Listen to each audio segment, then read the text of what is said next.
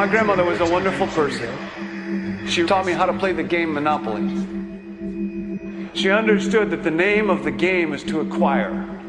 She would accumulate everything she could, and eventually she became the master of the board. And then she would always say the same thing to me. She'd look at me and she'd say, "One day, you'll learn to play the game." One summer, I played Monopoly almost every day, all day long. And that summer, I learned to play the game. I came to understand the only way to win is to make a total commitment to acquisition. I came to understand that money and possessions, that's the way that you keep score. And by the end of that summer, I was more ruthless than my grandmother. I was ready to bend the rules if I had to win that game. And I sat down with her to play that fall. I took everything she had. I watched her give her last dollar and quit in utter defeat. And then she had one more thing to teach me. Then she said, "Now it all goes back in the box." All those houses and hotels, all the railroads and utility companies, all that property and all that wonderful money. Now it all goes back in the box. None of it was really yours. You got all heated up about it for a while. But it was around a long time before you sat down at the board. And it will be here after you're gone. Players come and players go. Houses and cars, titles and clothes, even your body. Because the fact is that everything I clutch and consume and hoard is going to go back in the box, and I'm going to lose it all.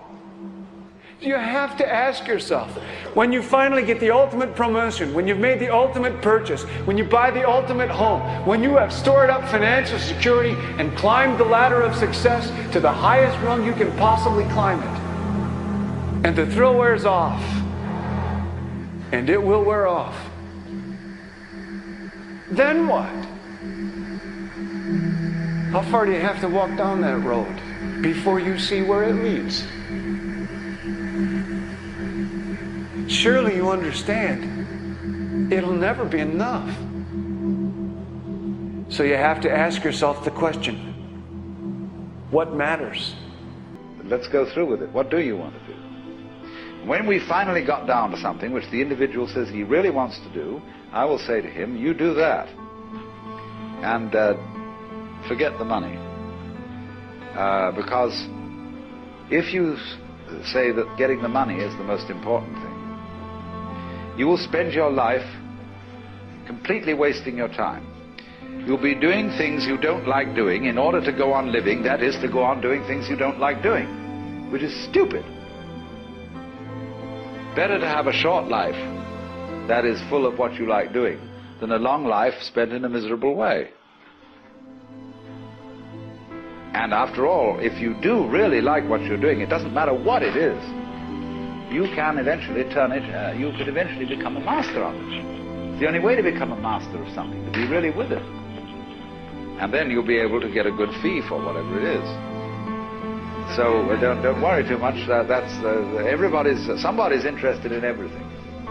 And anything you can be interested in, you'll find others who are. But it's absolutely stupid to spend your time doing things you don't like in order to go on spending things you don't like and doing things you don't like, and to teach your children to follow in the same track.